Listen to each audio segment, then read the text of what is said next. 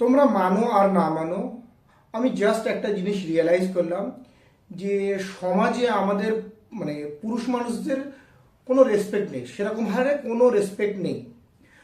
আমি এক্ষুনি আমার বাবাকে নিয়ে একটা ডাক্তারের কাছে গেছিলাম। তো my father is on an average he is 70 years old. আর উনি ডাক্তারের কাছে গেছিলেন, এবারে বয়স্ক মানুষ তো তো উনি ওই ডাক্তারটাকে রেগুলার দেখান।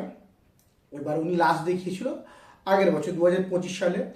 এবার আজকে গিয়েছে যেতে, তো ডাক্তারবাবু ওনাকে বললো যে ফিসটা বেড়ে গেছে হেন তেন। তো এই ব্যাপার, এই কারণে এই মানে এত টাকা হয়েছে। এবারে বয়স্ক মানুষটা যেরকম হয় না, যে ডাক্তারবাবু হঠাৎ করে এত টাকা দাম বাড়িয়ে দিলে আমাদের কি হবে হেন তেন। আই ওয়াজ লাইক, কি দরকার আছে বাবা, হয়েছে তো হয়েছে, কি করা যেতে পারে। কিন্তু বয়স্ক মানুষদের তো বোঝানো যায় না। তো ডাক্তারবাবুর সঙ্গে অনেক কথোপকথন চলছে, সেটা ডাক্তারবাবু বলছে 400 টাকায় গ্যাস পাওয়া যেত হ্যাঁ তো।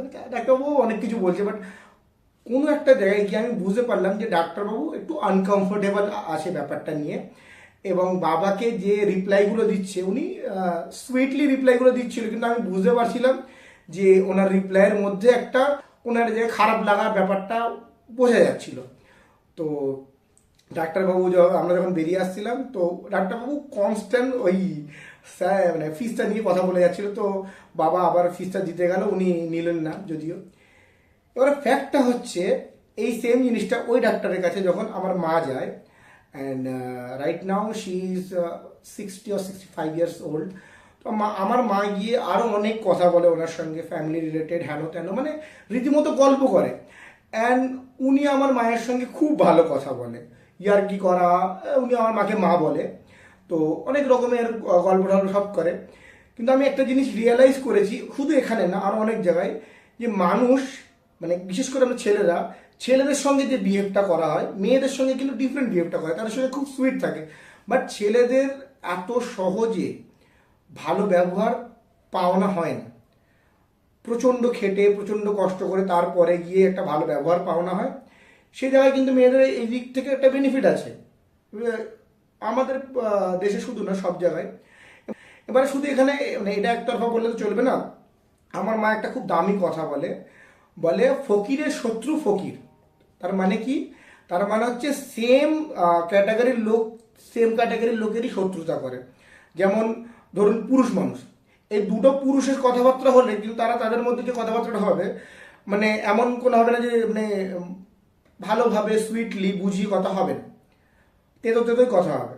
আর দুটো মহিলার মধ্যে যখন কথা হবে তখন সেটা তেতো তেতো হবে। কিন্তু যখন একটা পুরুষ একটা মহিলার মধ্যে কথা হবে, তখন সেই কথাটার মধ্যে বেশ সুইট সুইট সুইট সুইট ব্যাপার থাকবে। এটা পুরুষদের ক্ষেত্রে নেই, স্ত্রী পুরুষের ব্যাপারটা যেটা বললাম।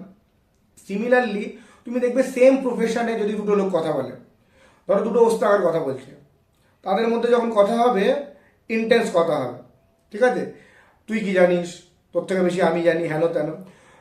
সেম দুটো ডক্টর কথা বললে তাদের মধ্যেও কথা ইন্টেন্স হবে। তো সেম সিচুয়েশনে যারা আছে তাদের মধ্যে একটা কোল্ড ওয়ার চলতেই থাকে।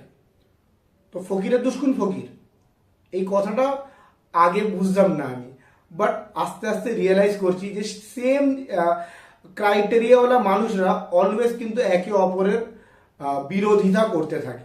যখনই ক্রাইটেরিয়াটা আলাদা হয়ে যায়, তখনই একটা মিষ্টি মধু ভাব ঝরে ঝরে পড়ে সবার মুখ থেকে। তোমাদের কি মনে হয় এই ব্যাপার নিয়ে? কমেন্ট করে জানাও।